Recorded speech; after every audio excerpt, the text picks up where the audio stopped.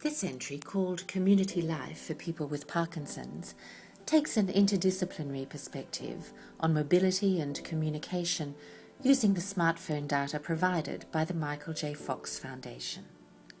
Our interdisciplinary team from Australia's Commonwealth Science and Industrial Research Organisation, CSIRO, and the University of Queensland consists of engineers, computer scientists, neurologists, occupational therapists, speech pathologists and physiotherapists.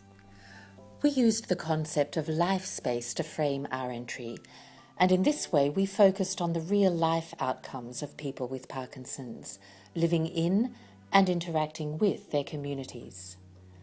Life space, measured using GPS data, represents the lived days and weeks of participants, but also indicates their opportunities for contribution to the community, interaction and communication with others, and participation in valued activities. For a person living with Parkinson's, limitations in independence, mobility and communication negatively impact confidence, quality of life and engagement with the community.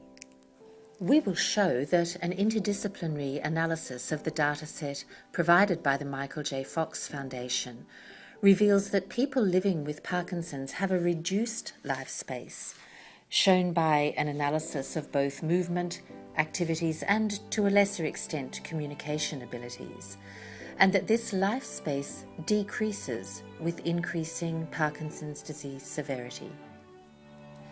Daily heat maps were generated to show the movements of our project participants within their communities. Shown here is the daily life space over 40 days for Daffodil, a control participant, and Maple, a participant with Parkinson's.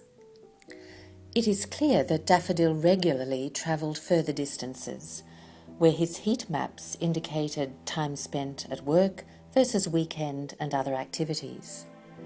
Maple had a less regular routine.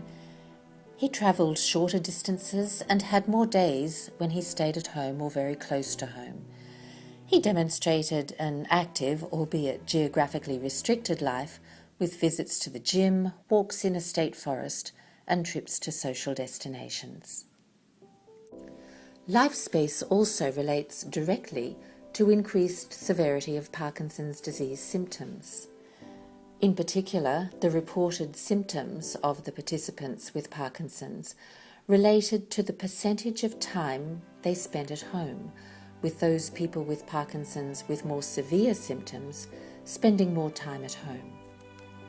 Communication changes for people living with Parkinson's are inevitable and significantly impact quality of life and well-being, both for the person with Parkinson's and their carers and families. The communication changes include voice and articulation alterations and changes to the way in which language is used and how conversations are structured and maintained. We analysed conversations using an innovative visual conversation analysis tool called Discursus. Discursus highlighted some of the characteristic patterns of conversational trouble and repair found between people with Parkinson's and their conversational partners. In conclusion, LifeSpace provided a useful framework for analysing the smartphone data provided, as it showed the real-life outcomes for people living with Parkinson's, for their families and their communities.